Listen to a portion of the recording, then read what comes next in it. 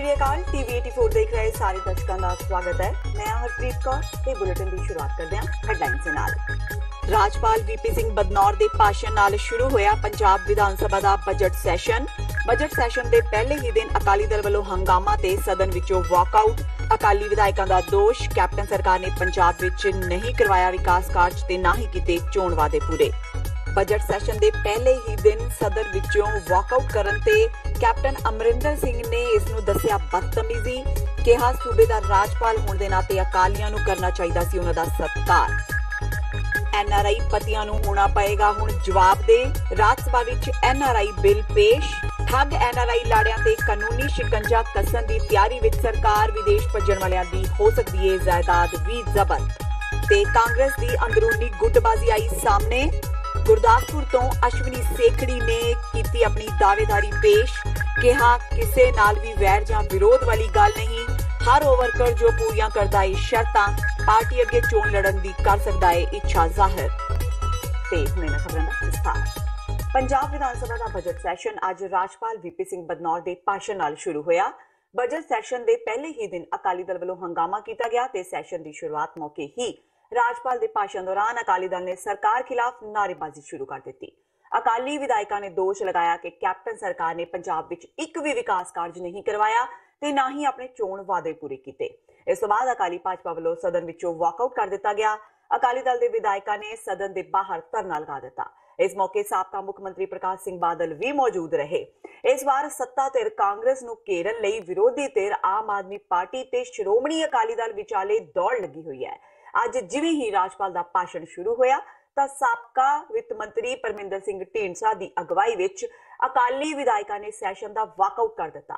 ढींडसा ने कहा कि राजपाल नूं अपने भाषण विच कांग्रेस की कारगुजारी ते सवाल खड़े करने चाहिए सी। अकाली दल ने कांग्रेस वालों पंजाब नूं दित्ती हर राहत ते सवाल खड़े करदिआं कहा कि चाहे किसानी कर्जा देखो, चाहे अध्यापकों का मुद्दा, पंजाब सरकार फेल नजर आ रही है। सरकार झूठ बुलाउंदी है।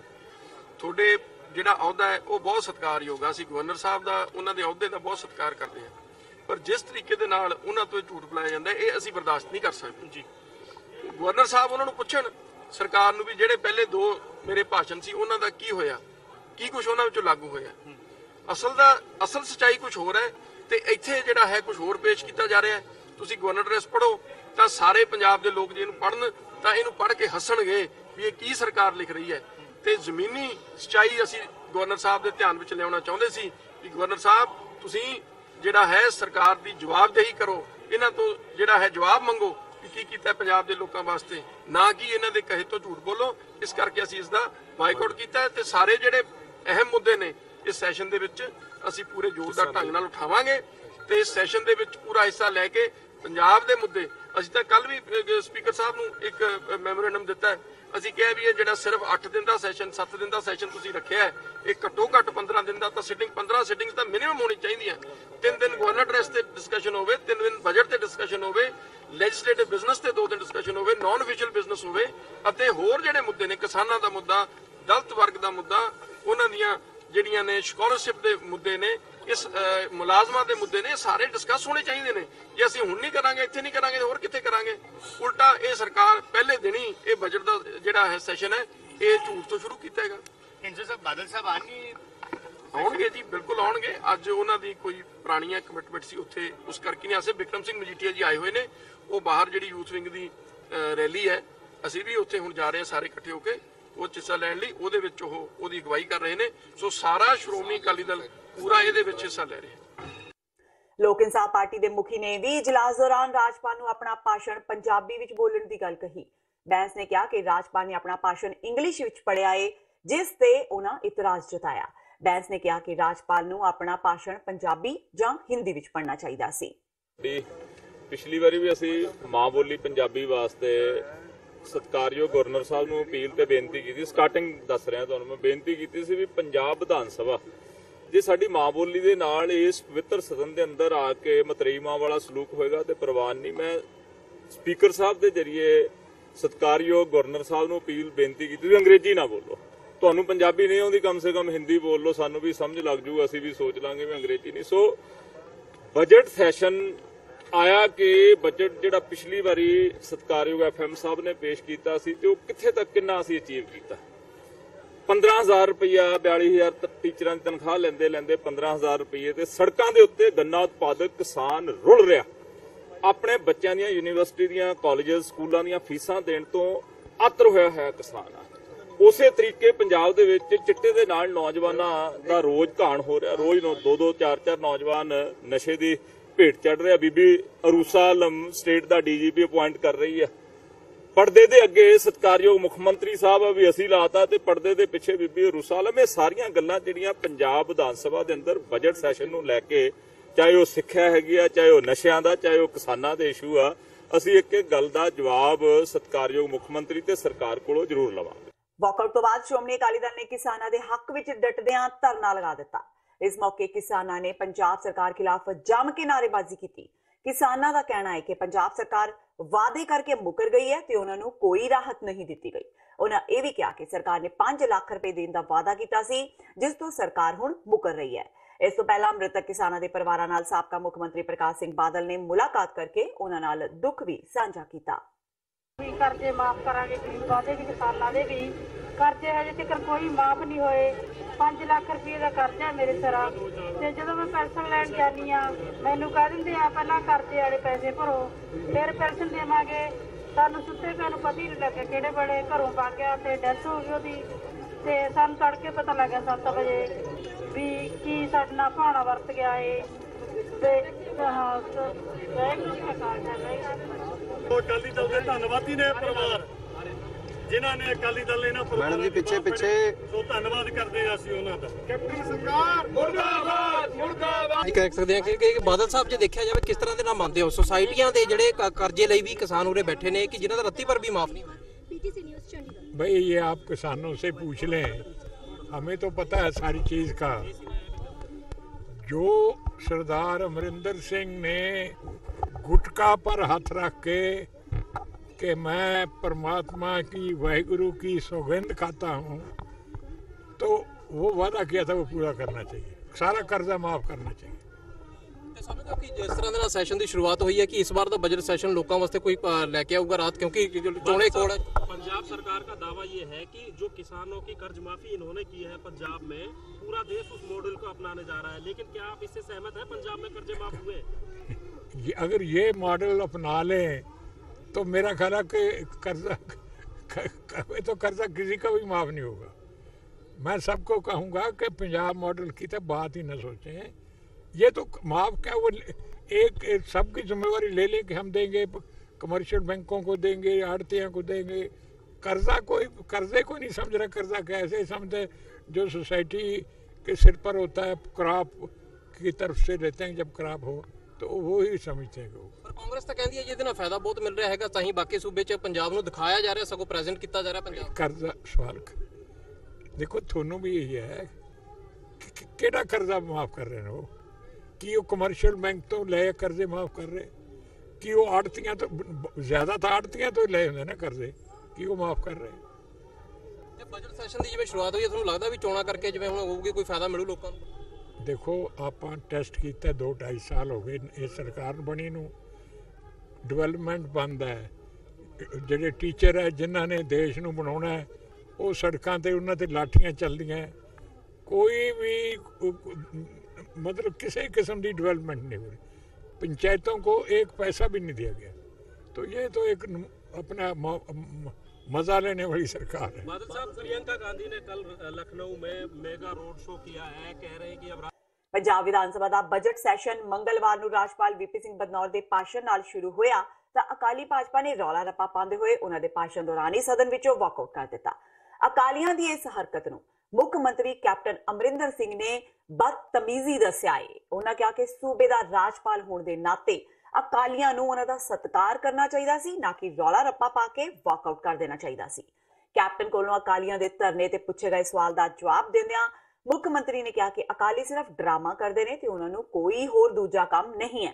ਜ਼ਿਕਰਯੋਗ ਹੈ ਕਿ ਪੰਜਾਬ ਵਿਧਾਨ ਸਭਾ ਦਾ ਬਜਟ ਸੈਸ਼ਨ ਰਾਜਪਾਲ ਵੀਪੀ ਸਿੰਘ ਬਦਨੌਰ ਦੇ ਭਾਸ਼ਣ ਨਾਲ ਸ਼ੁਰੂ ਹੋਇਆ ਤੇ ਬਜਟ ਸੈਸ਼ਨ ਦੇ ਪਹਿਲੇ ਦਿਨ ਮੁੱਖ ਮੰਤਰੀ ਕੈਪਟਨ ਅਮਰਿੰਦਰ ਸਿੰਘ ਵੀ ਇਸ ਸੈਸ਼ਨ ਵਿੱਚ ਹਾਜ਼ਰ ਰਹੇ। ਪਹਿਲੇ ਦਿਨ ਵਿਧਾਨ ਸਭਾ ਵਿੱਚ ਵਿਛੜੀਆਂ ਰੂਹਾਂ ਨੂੰ ਸ਼ਰਧਾਂਜਲੀ ਦਿੱਤੀ ਗਈ, ਜਿਸ ਤੋਂ ਬਾਅਦ ਵਿਧਾਨ ਸਭਾ ਦੀ ਕਾਰਵਾਈ ਬੁੱਧਵਾਰ ਤੱਕ ਲਈ ਮੁਲਤਵੀ ਕਰ ਦਿੱਤੀ ਗਈ।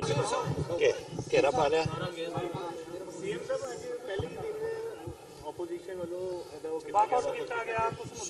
ਦੇਖੋ, ਕੋਈ ਮੁੱਦਿਆਂ ਦੀ ਗੱਲ ਨਹੀਂ ਹੈ। ਇਹ ਹੈਡ ਆਫ ਸਟੇਟ ਨੇ ਗਵਰਨਰ ਸਾਹਿਬ, ਇਹ ਬਦਤਮੀਜ਼ੀ ਹੈ ਜੋ ਉਹਨਾਂ ਨੇ ਕੀਤੀ ਹੈ। You have to respect and give respect to the governor of the state. Sir, ਜੋ ਟੀਚਰਾਂ ਤੇ ਤੁਹਾਡੇ ਸ਼ਹਿਰ ਦੇ ਵਿੱਚ ਲਾਠੀ ਚਾਰਜ ਹੋਇਆ, ਕਾਫੀ ਦੁਖੀ ਨੇ ਸਾਰੇ ਪੰਜਾਬ ਦੇ ਲੋਕ। ਇਹ ਚੀਜ਼ਾਂ ਹੁਣ ਅਸੈਂਬਲੀ ਡਿਸਕਸ ਹੋਣਗੀਆਂ, ਉਦੋਂ ਤੁਸੀਂ ਲਿਖ ਲੈਣਾ ਉਹਦੇ ਵਿੱਚ।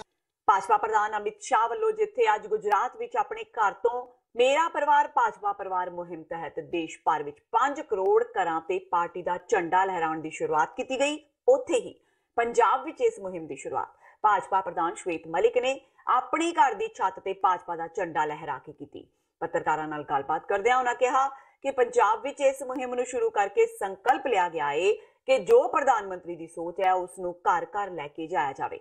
ਇਸ ਦੌਰਾਨ ਮਲਿਕ ਨੇ ਕਾਂਗਰਸ ਨੂੰ ਨਿਸ਼ਾਨੇ ਤੇ ਲੈਂਦਿਆਂ ਰਾਹੁਲ ਗਾਂਧੀ ਨੂੰ ਨਾ ਸਮਝ ਕਰਾਰ ਦਿੰਦਿਆਂ ਹੋਇਆਂ ਰਾਹੁਲ ਨੂੰ ਭਾਜਪਾ ਲਈ ਵਰਦਾਨ ਦੱਸਿਆ। ਇਸ ਦੇ ਨਾਲ ਹੀ ਉਹਨਾਂ ਕੈਪਟਨ ਸਰਕਾਰ ਤੇ ਹੱਲਾ ਬੋਲਦੇ ਹੋਏ ਕਿਹਾ ਕਿ ਅੱਜ ਪੰਜਾਬ ਵਿੱਚ ਆਰਥਿਕ ਐਮਰਜੈਂਸੀ ਵਰਗੇ ਹਾਲਾਤ ਬਣ ਗਏ ਨੇ, ਮੰਤਰੀ ਮਨ ਆਈਆਂ ਕਰ ਰਹੇ ਨੇ ਤੇ ਮੁੱਖ ਮੰਤਰੀ ਕਿਸੇ ਨੂੰ ਮਿਲ ਕੇ ਰਾਜ਼ੀ ਨਹੀਂ।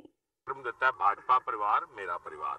ਅੱਜ ਅਸੀਂ ਸਾਰੇ ਭਾਜਪਾ ਕਾਰਜਕਰਤਾ ਆਪਣੇ ਆਪਣੇ ਘਰਾਂ ਦੇ ਉੱਤੇ ਜੋ ਸਾਡੀ ਲਈ ਸ਼ਾਨ ਹੈ, ਸਾਡੀ ਆਨ ਹੈ, ਝੰਡਾ ਉੱਚਾ ਰਹੇ ਹਮਾਰਾ ਜਿਹੜਾ ਧਵਜ ਹੈ ਸਾਡਾ ਪਾਰਟੀ ਦਾ, ਉਹ ਅੱਜ ਲਹਿਰਾਵਾਂਗੇ ਔਰ ਇੱਕ ਸੰਕਲਪ ਲੈਣ ਜਾ ਰਹੇ ਹਾਂ ਅਸੀਂ, ਕਿਉਂਕਿ ਪ੍ਰਧਾਨ ਮੰਤਰੀ ਜਿਹੜੇ ਇੱਕ ਯੁਗ ਪੁਰਸ਼ ਨੇ, ਤਪਸਵੀ ਨੇ, ਕਰਮਯੋਗੀ ਨੇ, ਇਮਾਨਦਾਰ ਨੇ, ਜਿਨ੍ਹਾਂ ਨੇ ਜੋ ਕਥਨੀ ਔਰ ਕਰਨੀ ਇੱਕ ਹੈ, ਜੋ ਵਚਨ ਕੀਤਾ ਸੀ ਅੱਜ ਪੂਰਾ ਕੀਤਾ।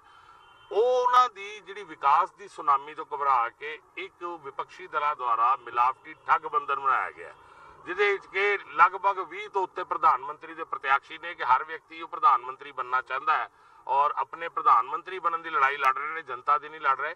ਸੋ ਉਸ ਚੱਕਰ ਵਿਊ ਦਾ ਮੁਕਾਬਲਾ ਕਰਨ ਲਈ ਜਿਹੜਾ ਇਹਨਾਂ ਨੇ ਠੱਗ ਬੰਧਨ ਨੇ ਬਣਾਇਆ ਵਿਪਕਸ਼ੀ ਪਾਰਟੀਆਂ ਦੇ, ਅੱਜ ਭਾਰਤੀ ਜਨਤਾ ਪਾਰਟੀ ਦਾ ਹਰ ਕਾਰਜਕਰਤਾ ਸੰਕਲਪ ਲੈ ਰਿਹਾ ਹੈ। ਤੇ ਹੁਣ ਵੇਲਾ ਹੋ ਗਿਆ ਬ੍ਰੇਕ ਦਾ। ਬਾਕੀ ਦੀਆਂ ਖਬਰਾਂ ਇਸ ਬ੍ਰੇਕ ਤੋਂ ਬਾਅਦ।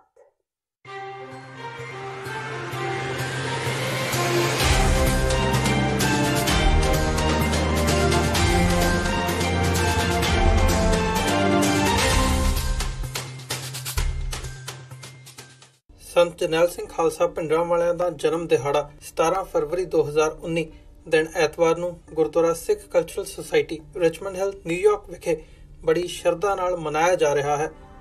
ਸੰਤਾਂ ਦੀ ਸੋਚ ਘਰ ਘਰ ਪਹੁੰਚਾਉਣ ਦੇ ਮੰਤਵ ਨਾਲ ਯੂਥ ਅਕਾਲੀ ਦਲ ਅੰਮ੍ਰਿਤਸਰ ਅਮਰੀਕਾ ਵੱਲੋਂ ਸਮੂਹ ਸੰਗਤ ਨੂੰ ਇਸ ਸਮਾਗਮ ਵਿੱਚ ਸ਼ਾਮਲ ਹੋਣ ਦੀ ਅਪੀਲ ਕੀਤੀ ਜਾਂਦੀ ਹੈ।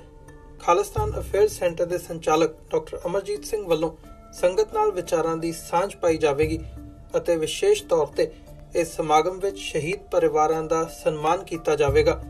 ਵਧੇਰੇ ਜਾਣਕਾਰੀ ਲਈ ਤੁਸੀਂ ਹੇਠ ਲਿਖੇ ਨੰਬਰਾਂ ਤੇ ਸੰਪਰਕ ਕਰ ਸਕਦੇ ਹੋ।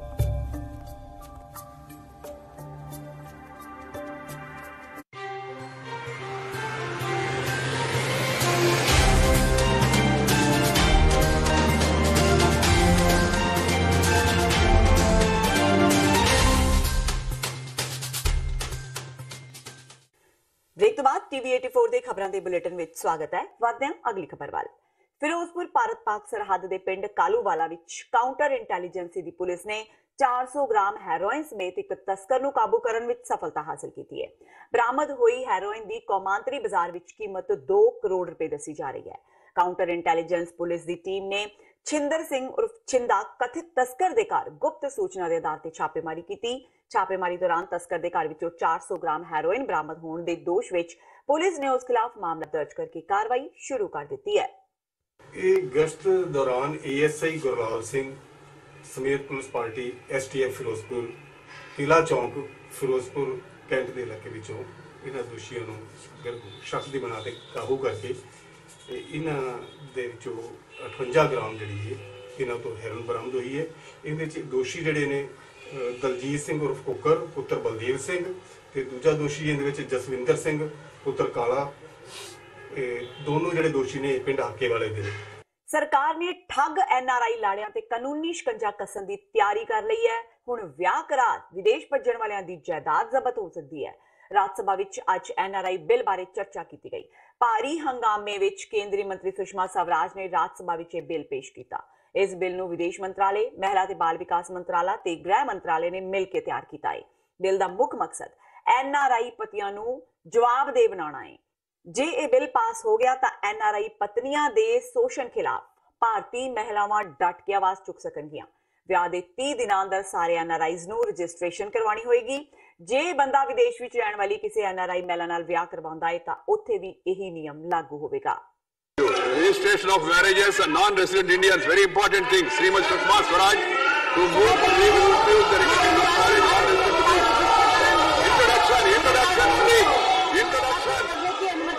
You can't stop introduction. The question is that we are granted to introduce the bill. Those in favor will say aye. Those against will say no. I think the ayes have it. The ayes have it. The ayes have it.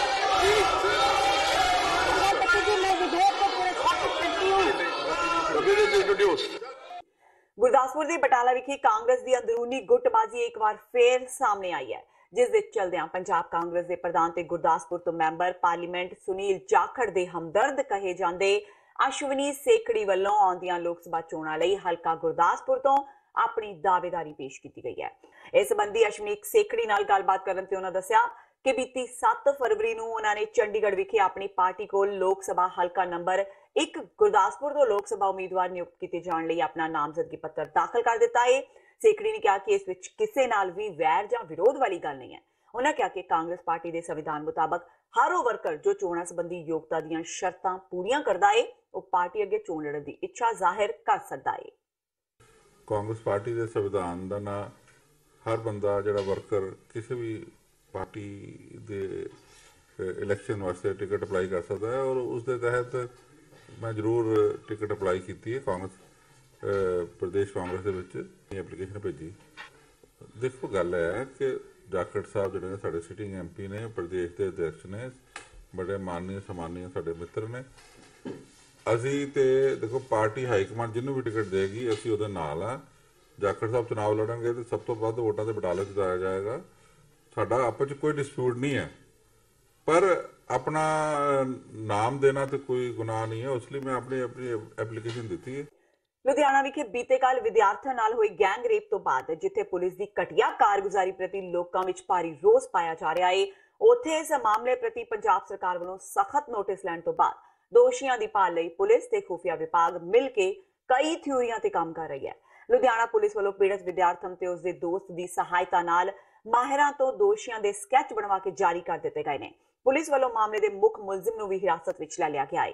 ਮੁੱਖ ਮੁਲਜ਼ਮ ਲੁਧਿਆਣਾ ਨਜ਼ਦੀਕ ਪੈਂਦੇ ਪਿੰਡ ਸੰਗੋਵਾਲ ਦਾ ਰਹਿਣ ਵਾਲਾ ਹੈ ਤੇ ਹੁਣ ਮੁੱਲਾਪੁਰ ਦਾਖਾ ਥਾਣੇ ਵਿੱਚ ਮੁਲਜ਼ਮ ਤੋਂ ਪੁੱਛਗਿੱਛ ਕੀਤੀ ਜਾ ਰਹੀ ਹੈ। ਇੱਕ ਨਵਾਂ ਸ਼ਹਿਰ ਬੰਗਾ ਏਰੀਆ 'ਚ ਕੀਤਾ ਸੀ, ਉੱਥੋਂ ਸਾਨੂੰ ਸਾਦਿਕ ਅਲੀ ਨਾਂ ਦਾ ਮੁੰਡਾ ਮਿਲਿਆ ਸੀ ਜਿਸ ਨੇ ਸਾਰਾ ਅੱਜ ਸ਼ਾਮ ਨੂੰ ਮੈਂ ਦੱਸਦਾ ਸੀ ਇਹ ਕਲੀਅਰ ਕੀਤਾ ਸੀ। ਤੇ ਇਹ ਜਿਹੜਾ ਮੇਨ ਲੜਕੇ ਦੀ ਗੱਲਬਾਤ ਤੋਂ ਤੇ ਹੋਰ ਐਵੀਡੈਂਸ ਤੋਂ ਟੈਕਨੀਕਲ ਤੋਂ ਜਿਹੜਾ ਸਾਡਾ ਮੇਨ ਉੱਭਰ ਰਿਹਾ ਸੀ ਉਹ ਜਗਰੂਪ ਸਿੰਘ ਸਨ ਮਲਕੀਤ ਸਿੰਘ ਪਿੰਡ ਜਸਪਾਲ ਬਾਂਗਰ ਜੋ ਕਿ ਸ਼ਹਿਰ ਦੇ ਅੰਦਰ ਹੈ, ਉੱਥੇ ਉਹ ਇਮਰਜ ਹੋ ਰਿਹਾ ਸੀ। ਇਹਦੇ ਲਈ ਸਾਡੀ police party under Jagdish inspector Jagdish ਤੇ DSP ਡੀ ਅਮਨਦੀਪ ਇਹਨਾਂ ਸਾਰਿਆਂ ਨੇ ਆ ਕੇ ਲੋਕਲ ਪੁਲਿਸ ਨੂੰ DCP ਸਾਹਿਬ ਨੂੰ ਤੇ ਲੋਕਲ ਪੁਲਿਸ ਨੂੰ ਕੰਟੈਕਟ ਕੀਤਾ। ਲੋਕਲ ਪੁਲਿਸ ਨੂੰ ਲੈ ਕੇ ਇਹਨਾਂ ਨੇ ਰੇਡਸ ਕਰੀਆਂ ਨੇ ਤੇ ਕਾਫੀ ਪ੍ਰੈਸ਼ਰ ਦਬਾਅ 'ਚ ਸਾਰਾ ਦਿਨ ਬਣਾ ਕੇ ਰੱਖਿਆ। ਉਹਦਾ ਐਂਡ ਰਿਜ਼ਲਟ ਇਹ ਹੋਇਆ ਕਿ ਸ਼ਾਮ ਨੂੰ ਲੇਟ ਈਵਨਿੰਗ ਥੋੜ੍ਹੀ ਦੇਰ ਪਹਿਲਾਂ ਜਿਹੜਾ ਜਗਰੂਪ ਸਿੰਘ ਪੁੱਤਰ ਮਲਕੀਤ ਸਿੰਘ ਹੈ ਉਹ ਜਦ ਪੁਲਿਸ ਪਾਰਟੀਆਂ ਘੁੰਮ ਰਿਹਾ ਤਾਂ ਉਹਨਾਂ ਨੂੰ ਲੋਕਲ ਆਪਣੇ ਪਿੰਡ ਦੇ ਬੰਦੇ ਨੂੰ ਲੈ ਕੇ ਪੇਸ਼ ਹੋ ਗਿਆ ਤੇ ਉਹਦੀ ਜਿਹੜੀ ਆ ਲੋਕਲ ਜਿਹੜੇ ਆਪਣੇ ਨੇ DCP ਸਾਹਿਬ ਤੇ ਨਾ ਸਾਰਿਆਂ ਨੂੰ ਤੇ ਸਰ ਜਦੋਂ ਇਤਲਾਹ ਮਿਲੀ ਹੈ ਤਾਂ ਉਸ ਤੋਂ ਬਾਅਦ ਇਹ ਸਾਡੇ ਜਿਹੜੇ ਇੰਸਪੈਕਟਰ ਜਗਦੀਸ਼ ਤੇ IO ਨੇ ਜਿਹੜੇ ਪਾਰਟੀ ਆਈਆਂ ਸੀ ਉਹਨਾਂ ਨੇ ਹੁਣ ਇਹਦੀ ਫਾਰਮਲੀ ਅਰੈਸਟ ਪਾ ਲਈ ਹੈ ਤੇ ਅਸੀਂ ਅਰੈਸਟ ਪਾ ਕੇ ਇਹਨੂੰ ਜਿਹੜਾ ਦਾਖੇ ਥਾਣੇ ਤੇ ਜਾ ਰਿਹਾ ਤੇ ਅੱਗੇ ਦੀ ਫਰਦਰ ਪੁੱਛਗਿੱਛ ਕਰਾਂਗੇ। ਪਟਿਆਲਾ ਵਿਖੇ ਪਿਛਲੇ ਦਿਨੀ ਰੋਸ ਮੁਜ਼ਾਹਰਾ ਕਰਕੇ ਕੈਪਟਨ ਅਮਰਿੰਦਰ ਸਿੰਘ ਦੇ ਮਹਿਲਾਂ ਵੱਲ ਕੂਚ ਕਰ ਰਹੇ ਅਧਿਆਪਕਾਂ ਤੇ ਹੋਏ ਲਾਠੀਚਾਰਜ ਤੋਂ ਬਾਅਦ ਅੱਜ ਅਧਿਆਪਕ ਸੰਘਰਸ਼ ਕਮੇਟੀ ਨੇ ਆਪਣੀਆਂ ਮੰਗਾਂ ਲਈ ਕੀਤੇ ਜਾ ਰਹੇ ਸੰਘਰਸ਼ ਨੂੰ ਹੋਰ ਪ੍ਰਚੰਡ ਕਰਦਿਆਂ ਪੰਜਾਬ ਵਿੱਚ ਥਾਂ-ਥਾਂ ਤੇ ਅਰਥੀ ਫੂਕ ਮੁਜ਼ਾਹਰੇ ਕੀਤੇ। ਸਾਂਝਾ ਅਧਿਆਪਕ ਮੋਰਚਾ ਵੱਲੋਂ ਆਪਣੀਆਂ ਮੰਗਾਂ ਨੂੰ ਲੈ ਕੇ ਬਟਾਲਾ ਵਿੱਚ ਵੀ ਚੱਕਾ ਜਾਮ ਕਰ ਸੂਬਾ ਸਰਕਾਰ ਖਿਲਾਫ ਧਰਨਾ ਪ੍ਰਦਰਸ਼ਨ ਕੀਤਾ ਗਿਆ। ਉੱਥੇ ਹੀ ਅਧਿਆਪਕਾਂ ਵੱਲੋਂ ਪੰਜਾਬ ਸਰਕਾਰ ਖਿਲਾਫ ਜੰਮ ਕੇ ਨਾਅਰੇਬਾਜ਼ੀ ਕੀਤੀ ਗਈ। ਇਸ ਮੌਕੇ ਕਾਫੀ ਵੱਡੀ ਗਿਣਤੀ ਵਿੱਚ ਮਹਿਲਾ ਅਧਿਆਪਕ ਵੀ ਸ਼ਾਮਲ ਸਨ ਤੇ ਸੜਕ ਉੱਤੇ ਬੈਠ ਅਧਿਆਪਕਾਂ ਨੇ ਅੱਜ ਸ਼ਾਮ ਲੰਮੇ ਸਮੇਂ ਤੱਕ ਰੋਸ ਪ੍ਰਦਰਸ਼ਨ ਕੀਤਾ ਤੇ ਪੰਜਾਬ ਦੇ ਮੁੱਖ ਮੰਤਰੀ ਕੈਪਟਨ ਅਮਰਿੰਦਰ ਸਿੰਘ ਦਾ ਪੁਤਲਾ ਵੀ ਫੂਕਿਆ। ਅਸੀਂ ਅੱਜ ਜਿਹੜਾ ਸਰਕਾਰ ਦਾ ਪੁਤਲਾ ਇਸ ਕਰਕੇ ਫੂਕ ਰਹੇ ਹਾਂ ਕਿਉਂਕਿ ਸਰਕਾਰ ਨੇ ਜਿਹੜੀ ਆਪਣੀ ਨਾਦਰਸ਼ਾਹੀ ਜਿਸ ਤਰ੍ਹਾਂ ਉਹਨਾਂ ਨੇ ਅੰਗਰੇਜ਼ਾਂ ਨੂੰ ਆਜ਼ਾਦ ਕਰਾ ਦਿੱਤਾ, ਪਟਿਆਲੇ ਦੇ ਵਿੱਚ ਅਧਿਆਪਕਾਂ ਤੇ ਲਾਠੀਚਾਰਜ ਕਰਕੇ ਅੱਜ ਸਾਰੇ ਪੰਜਾਬ ਦੇ ਅਧਿਆਪਕ ਰੋਸ ਵਿੱਚ ਨੇ ਕਿਉਂਕਿ ਲਗਾਤਾਰ ਜਿਹੜਾ ਕੈਪਟਨ ਜਿਹੜਾ ਸਾਡਾ ਮੁੱਖ ਮੰਤਰੀ ਆ ਉਹ ਲਗਾਤਾਰ ਮੀਟਿੰਗ ਦੇ ਕੇ ਮੀਟਿੰਗ ਤੋਂ ਦੌੜਦਾ ਰਿਹਾ। 10 ਵਾਰੀ ਉਹਨੇ ਸਾਨੂੰ ਮੀਟਿੰਗ ਦਾ ਟਾਈਮ ਦਿੱਤਾ ਪਰ ਸਾਡੇ ਆਗੂ ਨੇ ਉਹਨਾਂ ਨਾਲ ਮੀਟਿੰਗ ਨਹੀਂ ਕੀਤੀ। ਹਾਰ ਕੇ ਸਾਨੂੰ ਪਟਿਆਲੇ ਦੇ ਵਿੱਚ ਇੱਕ ਮਹਾਂ ਰੈਲੀ ਕਰਨੀ ਪਈ। ਉਸ ਰੈਲੀ ਦੇ ਦੌਰਾਨ ਹਜ਼ਾਰਾਂ ਅਧਿਆਪਕ ਜਿਹੜੇ ਪਟਿਆਲੇ ਦੇ ਵਿੱਚ ਇਕੱਤਰ ਹੋਏ ਸਨ, ਉਹ ਜਦੋਂ ਰੋਸ ਮਾਰਚ ਕਰ ਰਹੇ ਸੀ, ਸ਼ਾਂਤਮਈ ਰੋਸ ਮਾਰਚ ਕਰ ਰਹੇ ਸੀ, ਆਪਣੀਆਂ ਮੰਗਾਂ ਦੇ ਆਵਾਜ਼ ਬੁਲੰਦ ਕਰਨ ਵਾਸਤੇ ਮੋਤੀ ਮਹਿਲ ਵੱਲ ਜਾ ਰਹੇ ਸੀ ਤੇ ਸਾਡੇ ਕੈਪਟਨ ਸਰਕਾਰ ਆ ਉਹਨਾਂ ਨੇ 1919 ਵਾਲਾ ਸਾਕਾ ਯਾਦ ਕਰਾ ਦਿੱਤਾ ਲੋਕਾਂ ਨੂੰ। ਲਾਠੀ ਚਾਰਜ ਅੰਨ੍ਹੇਵਾਹ ਸਾਡੀਆਂ ਭੈਣਾਂ ਦੀਆਂ ਚੁੰਨੀਆਂ ਪੈਰਾਂ ਥੱਲੇ ਰੋਲੀਆਂ ਗਈਆਂ। ਸਾਡੀ ਮੰਗ ਆ ਕਿ ਅਧਿਆਪਕਾਂ ਦੀ ਜਿਹੜੀਆਂ ਮੰਗਾਂ ਨੇ ਉਹ ਜਿਹੜੀਆਂ ਮੰਨੀਆਂ ਜਾਣ। ਤਨਖਾਹ ਕਟੌਤੀ ਜਿਹੜੀ ਆ ਉਹ ਅਸੀਂ ਬਿਲਕੁਲ ਮਨਜ਼ੂਰ ਨਹੀਂ ਕਰਦੇ।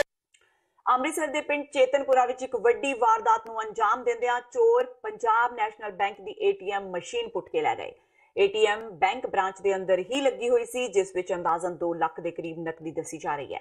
ਹੋਰ ਤਾਂ ਹੋਰ ਚੋਰ ਜਾਂਦੇ ਹੋਏ CCTV ਦੀ DVR ਵੀ ਆਪਣੇ ਨਾਲ ਲੈ ਗਏ। ਪਿੰਡ ਵਾਸੀਆਂ ਮੁਤਾਬਕ ਬੈਂਕ ਕੋਲ ਕੋਈ ਵੀ ਚੌਕੀਦਾਰ ਜਾਂ ਸਿਕਿਉਰਿਟੀ ਗਾਰਡ ਦਾ ਇੰਤਜ਼ਾਮ ਨਹੀਂ ਸੀ।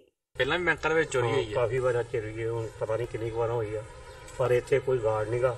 ਇਸ ਕਰਕੇ ਇੱਥੇ ਗਾਰਡ ਬੜਾ ਜ਼ਰੂਰੀ ਆ।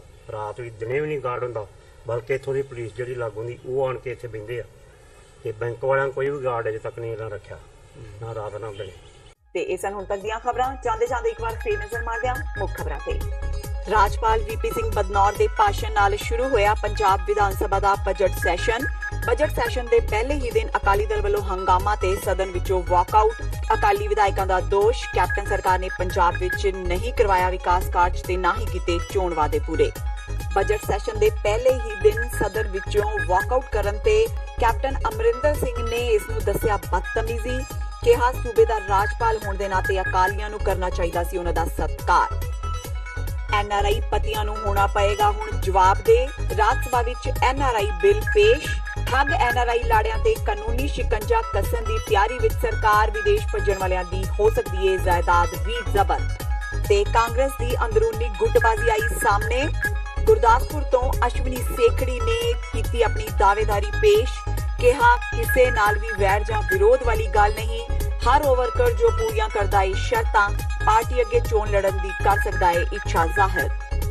ਇਸ ਦੇ ਨਾਲ ਹੀ TV 84 ਦਾ ਖਬਰਾਂ ਦਾ ਇਹ ਬੁਲੇਟਿਨ ਖਤਮ ਹੁੰਦਾ ਹੈ। ਮੈਨੂੰ ਹਰਪ੍ਰੀਤ ਕੌਰ ਨੂੰ ਦਿਓ ਇਜਾਜ਼ਤ। ਸਤਿ ਸ਼੍ਰੀ ਅਕਾਲ।